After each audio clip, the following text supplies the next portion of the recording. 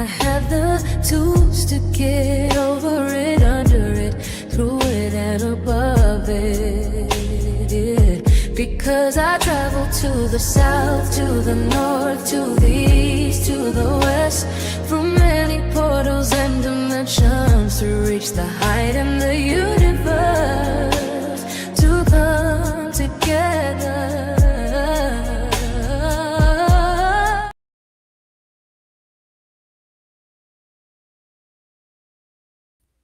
Welcome, everybody. It's my show. Welcome to 963 Before You.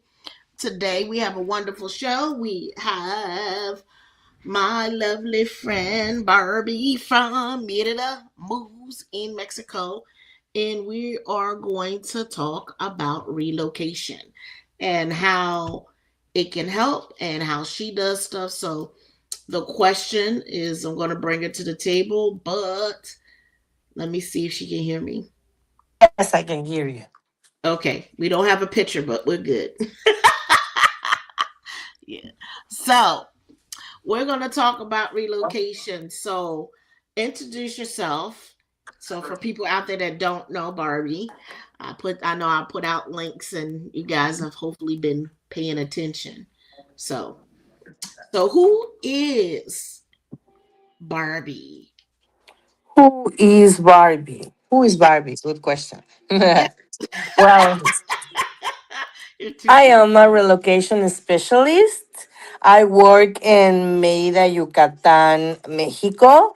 We help to clients, foreigners to move into Merida, and we basically hold their hands until like they're actually move. We follow all the way. We help them with residencies. We help them with house huntings. We help them with set up services. Basically, whatever they need to move to Mexico, we can help them with. So we work now in Merida, Yucatan, but we'll also be working in Cancun, Quintana Roo, and Los Cabos, and well, in any part really nearby, and Mexico City too. See, I like that. So, I want you to, what does it first, the first thing you would recommend somebody that is relocating to Mexico? What would you do for them to prepare before moving? Because there are steps that people don't think about. They just think, oh, I just pack my bags and I'm going. What are some steps that they can take before their relocation? Well, most of the people, the first thing, I mean, in my experience with my clients, most of my clients, the first thing that they do is taking care of their residency. It's just because it's easier to move to Mexico with a residency already have it, because you're not gonna feel the pressure to start, to need to leave the country every 6 months, or you're not gonna feel the pressure to, what time they're gonna give you in Mexico, because with a tourist visa, it's completely on the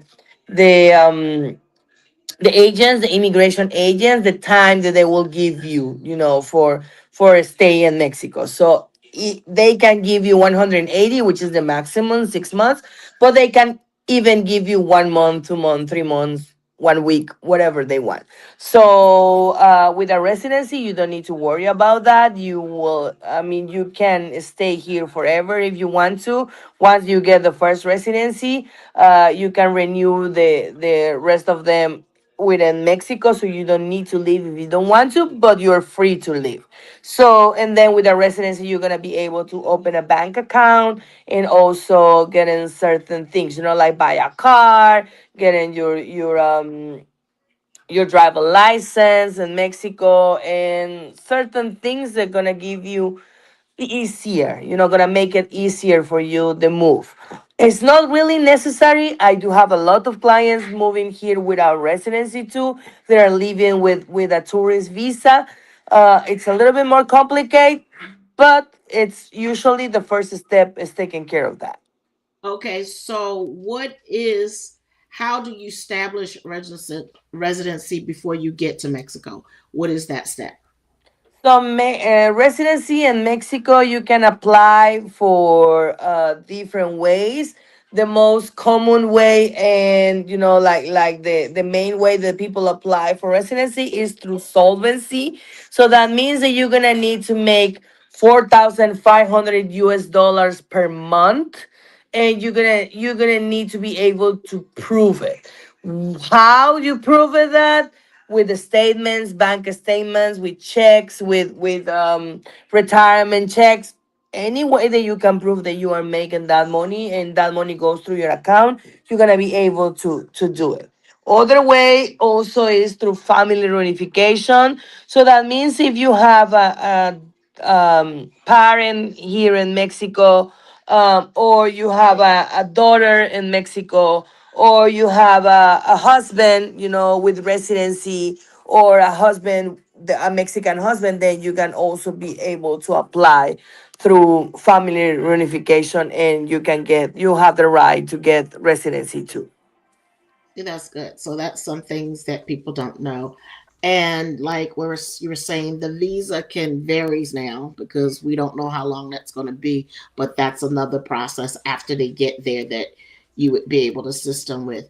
So how would you, um, how can a client decide exactly whether two Tuman is for them, Cancun for them, Cabos or Merida? How do you help them decide which is the best area for them that might work for them? I need to be really honest with you. The area is something that they will need to decide by themselves. I can give you pros and cons to each place because none of the places are perfect. Like all the places gonna have their own things. We in Merida we deal with the weather, and Mexico City we deal with the traffic, and Los Cabos we deal with too much tourists and gringo prices, and Cancun we deal sometimes with a high prices, sometimes with a high rental prices, and like it's so each place has their own things. So Right, I would recommend then go through the groups, Facebook groups, and people that to do your search, ask to your friends, like, so in that way you will I mean, we don't decide for you the place that is better for you. I can give you again some advices about it. I know the whole Mexico República, so I can give you whatever place that you want to move. I can give you some hints about it. My main place, of course, is Merida because I'm local, so I born and rise here in Merida my whole life. But again, I can help you to do housing in any of these places. We can help you with house hunting and like advices and everything. So do your search, find your community, go in the groups, ask the questions that is important to you, as pricing, as security, as, like ways to live. All the cities are different. Ones they have more feeling as a city, other as a little town. Some of these cities they don't have big stores, or like big convenience. Other ones has a lot of convenience, but it's a big city, so they comes with the big city problems. So depends what you're looking for. We can help you to, or guide you a little bit to go with the best options for you. But that will be your decision. and I like that. So they get there, they decide their way that they want to come in. So you have the options, like we're saying that you can get them connected maybe with a person in the States for them to meet you at the border, or for them to get their stuff even from the States, bring it down to Merida or wherever that they decide to go. That is one of the services that Barby offers for you and help you, which is nice. And I would suggest taking the roads because some of those roads are not they're Yeah. not like American roads because you're going to be taking in some back roads. So Yeah. I remember someone, the windy roads, she was like, oh my gosh. I thought we were going down a hill, and I was like, I looked up, and she said I was scared.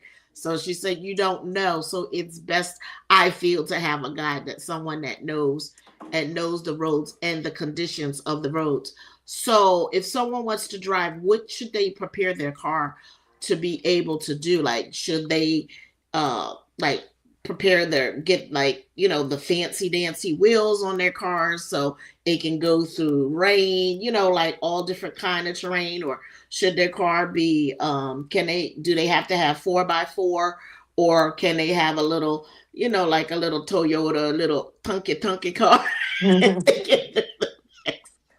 Well, you see, honestly, a good and reliable car is the best way to drive. Don't need to be brand new. It's one strong car. I mean, of course, desirable cars will be the ones that you already tried in roads, even there, like in United States, you're used to travel. Do your regular service, major service. Get really good tires. You don't need a brand new, but at least newer tires. You're gonna get at least, if you come to the other side of the country, which is Merida, at least 3 days driving, which is gonna requirement a good shape car. Right.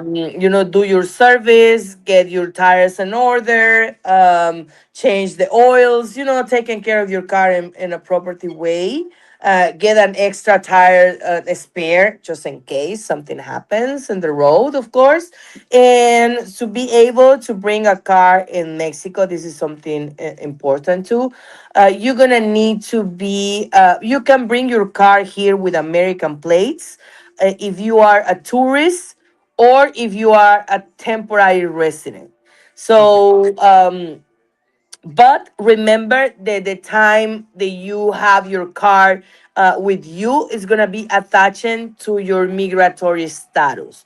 What this means, that if you are a tourist and you only get 180 days when you cross the border as a tourist, then your car can be in Mexico exactly the same time, 180 days. So the visa of your car is gonna be attached to your residency, to your to migratory status. So if you are a tourist, 180 is the maximum. So when you need to leave the country after 6 months, your car also gonna need to leave the country. If you are resident, then you're gonna be able to get your car in Mexico for the time that your residency temporary, it's total time. So that means 4 years. So you're gonna be able to get your car in Mexico for 4 years.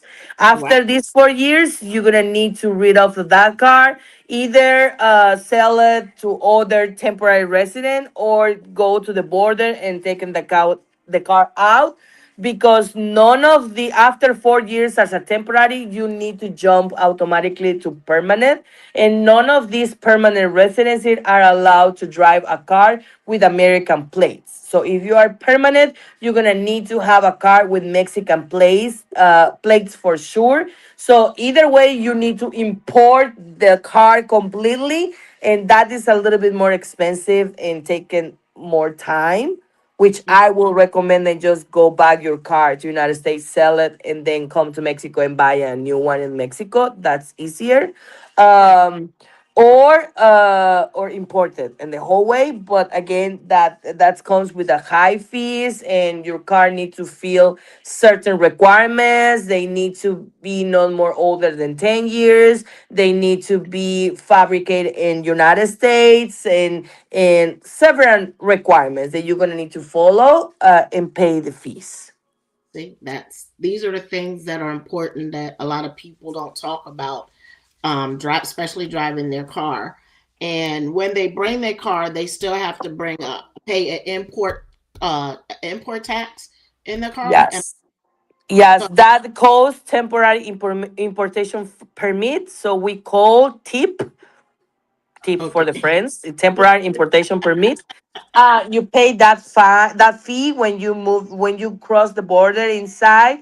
You can pay online, or you can pay at the borders in the machines. I would recommend that if you cross the border with your car, go in the morning, because some people don't know. But you can, sometimes you can cross, and you cross free and nobody's stopping you. But your car gonna be illegal in Mexico, so you're gonna need to have these temporary importation permit papers to be able to ride in Mexico. And this is important because in the north sometimes they have big stops we call retenes. So basically means big stops. I mean, police stops, and they're Right. gonna ask you your paperwork. So if you don't have this temporary importation permit, they can tow both your car taken out from you, and they're gonna put it in the corralón, which is the pounder place, Impound. and you're not gonna be able to get him back that car because that car is illegal in Mexico.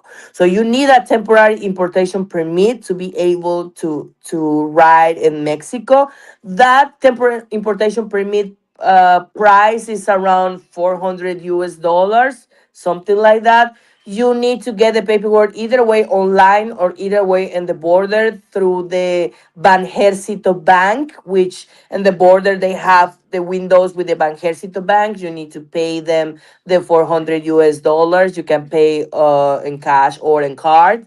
And in that way, they expedite to you the temporary importation permit, and then you can drive free in Mexico. See, that's good. See, that's stuff a lot of people haven't covered. That's why it's like they were asking me different questions. And I was like, I forgot. I'll ask next time. So I'm getting it now. So now, sure, you'd have to open it. So after they get that, they say, okay, um, now they got to understand that Mexico, where I lived, it wasn't, there's not a Walmart or a Wally World. There are different names and different stores. My favorite store, I forgot, that was in Merida. But we Um, do have Walmarts. you do have Walmart there? In I Merida, we have more than seven Walmarts. Walmart is really popular here. We have Sam's Club, we have Costco, and we have Walmart in Merida. Some of these little towns, they don't have that big stores, but Merida, because it's a big city, we do have Walmarts, we do have Sam's Club, we have Costco, along with the Mexican ones as Chedraui and Yep. Bodega Aurrera and Bruno Sousa and Super Aquí, and like five or six different brands for supermarket, Mexican supermarket. But we do have some American things here too, especially in the big cities as Mexico City. Pretty much Cancun has also a lot of American things over there. Merida also has it. Monterrey, Mexico City. Oh yeah, you already say that. Well, also Los Cabos. They have some in Los Cabos. So depend of the city that you choose, that's gonna be the things that you have. Okay. So when people are going shopping, like when I lived in Thailand, I went and I got my meat, and my meat was fresh. Explain people like a lot of Americans are used to plastic meat, and I'm not saying the meat is plastic, but the meat comes in a plastic cover versus getting, you know what I mean. So I don't know if you see, like, you go to the store here and it's wrapped in plastic, like the meat is smothered. You don't know whether it's fresh or anything. So explain to them about the supermarkets and how they work. Well, we do have plastic meat, I guess that's how you call meat wrapped in plastic. We do have that here because we also have Walmarts, and these Oh, supermarket big ones also has this plastic meat. But we also has a carniceria inside. This is something really popular in the supermarkets here. They have the fresh meat over there in the carnicerias inside the supermarket that they sell the fresh meat. It's not wrapped at all. It's just over there, and you can. It's a person there that you can talk to them and ask them then how much do you want of this meat, and they gonna cut it in that moment and give you in the moment. They bag it in the moment and give it to you. So we have that in the supermarkets, and we also have other stores and or markets, big markets, and especially in Merida, which they hanging the meat, in front of you, the raw meat in front of you. I mean, expose it to the people, or they have big fridge, how do you say in well, we call in show meat, in show fridge, which it's a fridge but it's open. I mean, with glasses. It's not open, it's with glasses, so you can see through, and then you have the meat you're already there, like exhibition to the public, so you can ask them to wait it and pack them for you. So we have all that type of options here too. Okay, what about drugstores? That was something uh, Leslie asked. What about drugstores there in Mexico? How does that work? Like we have Walgreens that, and then there used to be mom and pop pharmacies where they make the medicine back in the day, and now we don't have that. Now they're just popping pills. Well, we have huge drugstores over here. We have the particular one, the small ones too. How the drugs works here? Usually, you're gonna need a prescription for the control pills, like the one with codeine or that type of things for sleep and that type of things. You need a prescription for that. Right. But mostly of our drugstores over here, the pharmacies, they have next to the pharmacy and a consultor, doctor consultation, and it's really affordable and cheap. It's like 100 pesos the consultation, and they can, give you a prescriptions, and that way depends of the problem that you have. They can give you a prescription, and then you can get and pay that in the pharmacy. Mostly of the other drugs or medicines, they don't have prescription if they're not that control, like syrup for the cough, or pills for the headache, or sugar pills, or something for infections, that type of things. They don't need a prescription. You can just go inside to the pharmacist and ask for the people there, like the workers, and they will give it to you with no prescription needed. So again, if you are coming here with a sickness, like something that you have chronic sickness or something like that, I Right. would recommend that get your prescription first from United States, and you can bring that prescription here. So in that way, when you go to the doctor, show it to him, so they will know what type of medicine they can prescription for you that I will be equal, like or similar, like the one that you are try to get here, and also do some research about doctors and everything here, so that way you will have your own doctor. So in that way they will give you better taken care, like more guiding care, because people can buy whatever drugs they want here in Mexico. They're not that controlled here, unfortunately. And I say unfortunately because I'm gonna tell you a really sad story.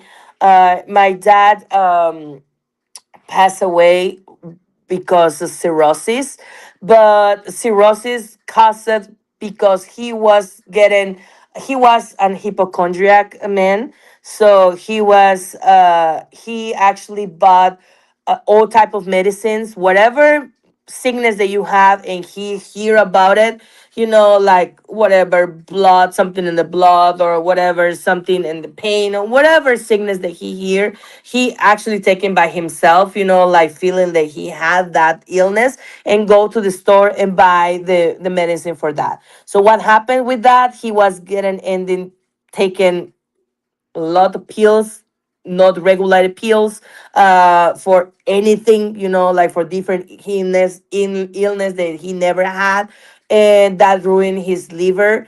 And that when he ruined his liver, then go through hígado graso, and then eventually go to the cirrhosis, and he died because of that. So I'm not saying that it's a bad thing not regular the medicine, because you have easy access to a lot of things here, and you don't need to go to the consultation. But I will definitely recommend them go first to your doctor and get your advice first, about what things you can get and what things you don't, Mhm.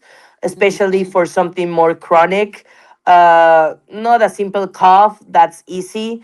But something, a pain or something like that, go your doctor and get your prescription, and then you can be easy buy it here. But again, this is Mexico, and unfortunately, a lot of things are really easy access, and you can get it even without prescription. Okay.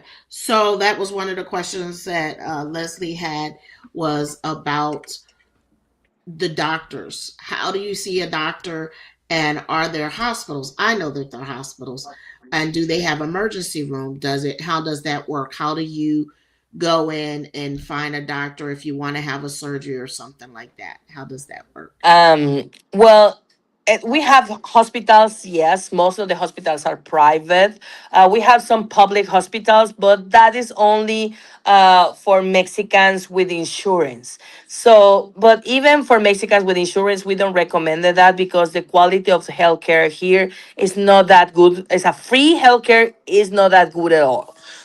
So I would recommend it, and get your insurance in. If you already have an insurance in United States, some of these insurance company covers some hospitals in Mexico.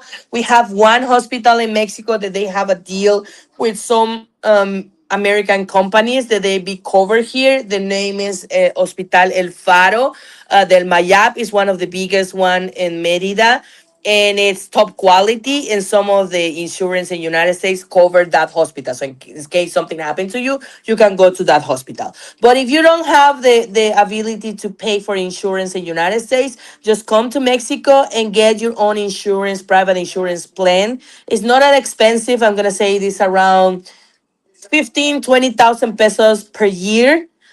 So we're talking about maybe 1,500 US dollars per year. And you're gonna be covered for, surgeries and several things.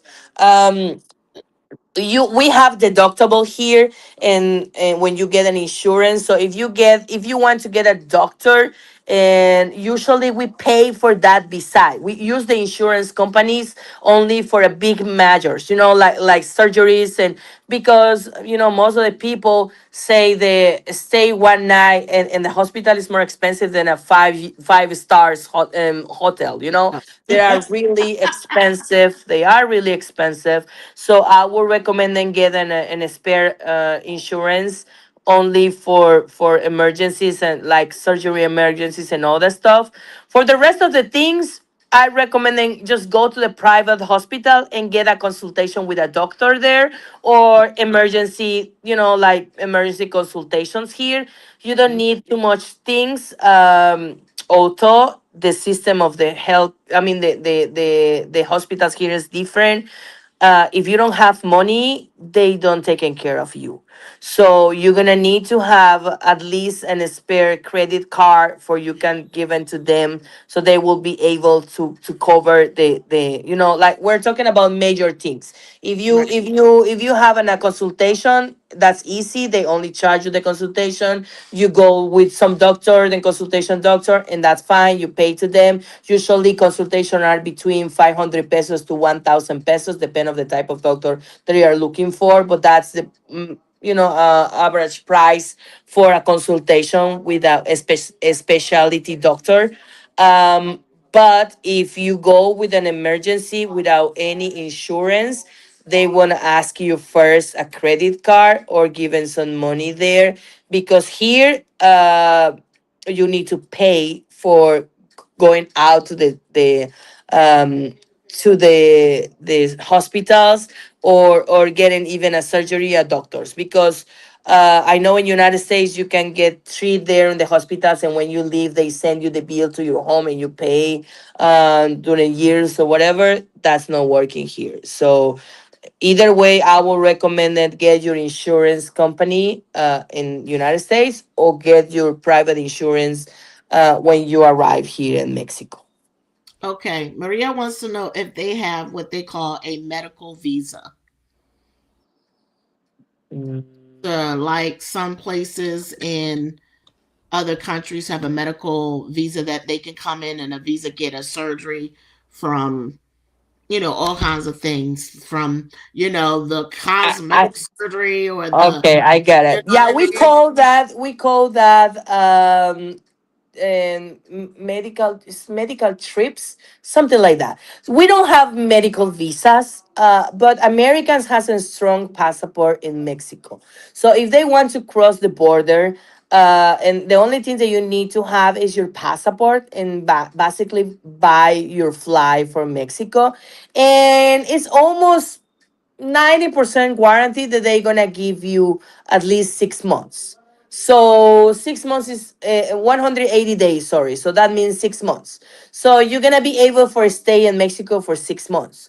So if you're gonna do a surgery, you're gonna be covered with 6 months. I mean, you don't need to be here more than 6 months. I'm just guessing.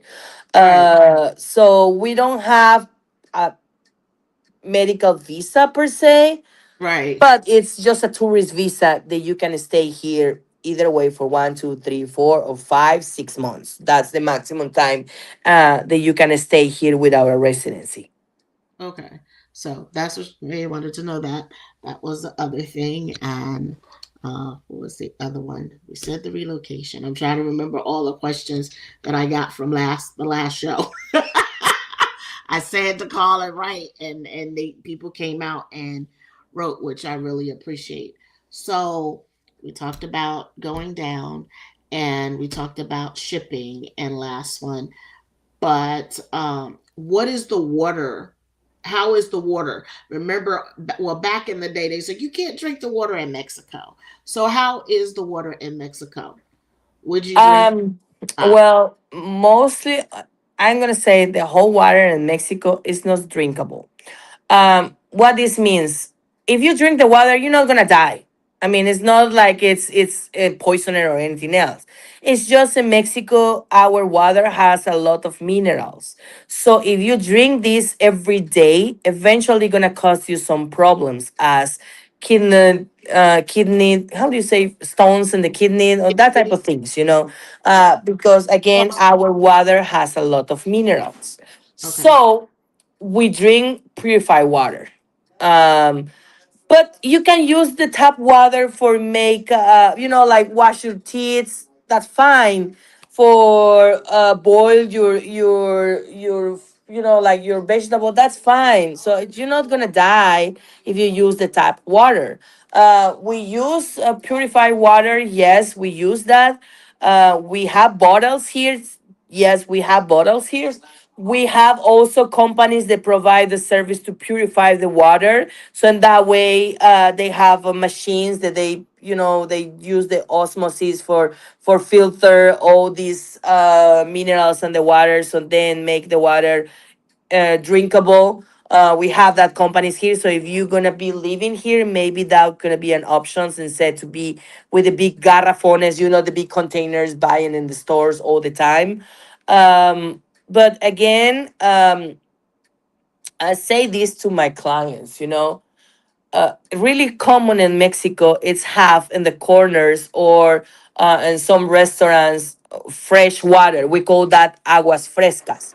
Like fresh waters made it with fruits or real fruits. Yeah. Sometimes they made it with real fruits. Sometimes they made it with horchata, where hibiscus flowers. That type of thing is really common here.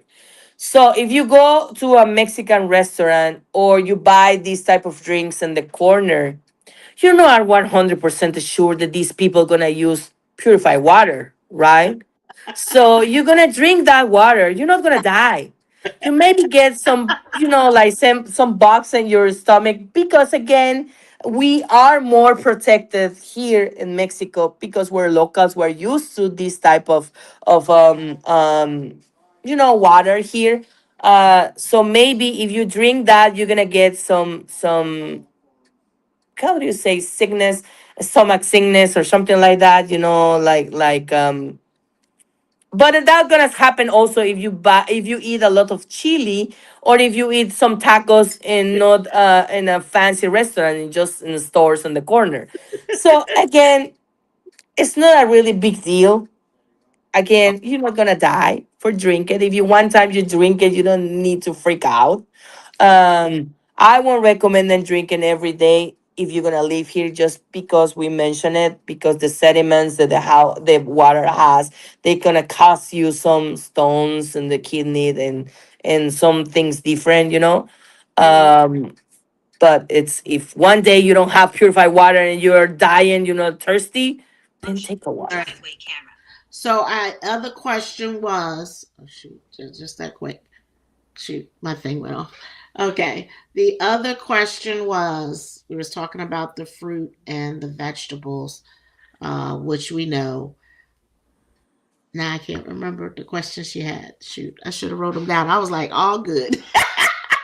But um, we got the relocation. What is okay? That's what it was. The religion.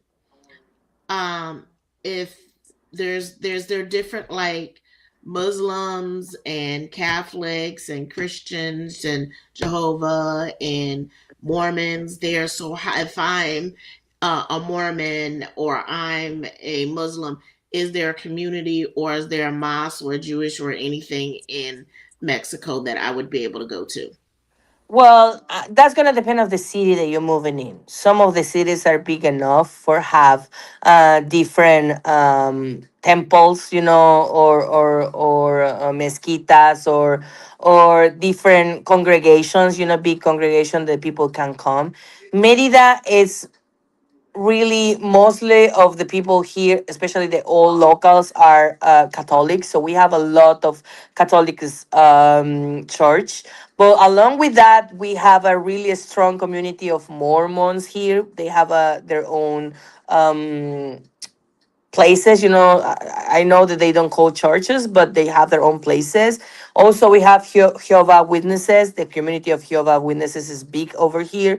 They have their own salons, like places. I do have personally a big and a strong community of clients that are Jehovah Witnesses. They also, I know the Muslims, they have a place that they congregate here. It's not a mosque per se, but it's a place that they congregate, and they do, like they pray, and they do their own things. And I know this because I do have a dearly friend that he was a Muslim. So he do this investigation, and he told me that we have that here. I didn't know. Right. He told me. The Um, the other one is, do they have what did you say? Um Buddhism. Like, do they have like a SGI, Asoka Gakkai International, uh there, Buddhism? Like, do you have an Asian community there? we have a lot of Asians living here, honestly. I really don't know about that specific um, I mean, and the Buddhists and that specific religion. Mm-hmm. I can tell you for sure that we have um, Jehovah Witnesses, and Muslims, and Jewish and Catholics, because I know people that they are and they follow that religions, and I know that they congregate and they have places where to do. In Merida, I really don't know about Buddhists, honestly. I do know that we have a big community of Asians. So I'm just saying there might be some place Right. over here. I don't know personally. You're gonna need to do your own investigation about it. But more bigger is the city. It's more possible they have your religion, they congregate, or they have a specific place for you congregate with your community there. That makes sense. That makes sense. See? See, you got everything, a little bit of everything. So those are the subjects we didn't touch about, relocation. And basically I'm trying to get people to make, if they're going to relocate to Mexico, make it a smooth landing. So that's why, again, I'm saying this is Barbie and this is our guest tonight. And also, if you want to get in touch, as you can see, we got her number and her information and her email all down here from Merida Moves, so you can get in contact with her. And you know what? We've been talking so long; it's almost been an hour.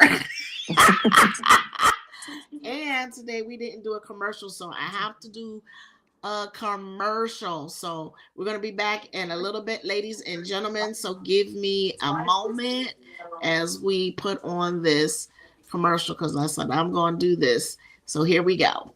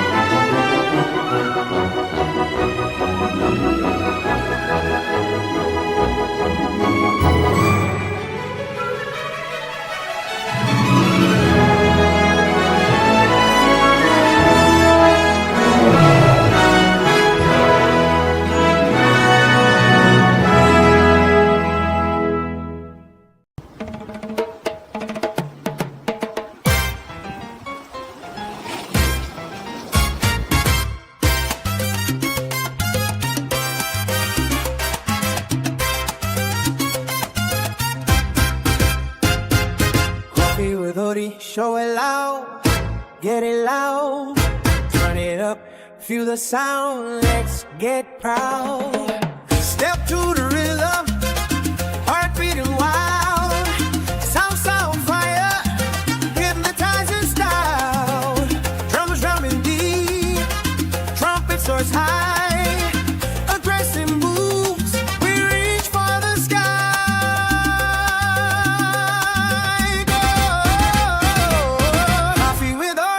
It's a vibe, can't lie. Catchy beat bumping, let's dance, you and I. Bollywood twist in the night, we unite. Singing strong, shining through the night.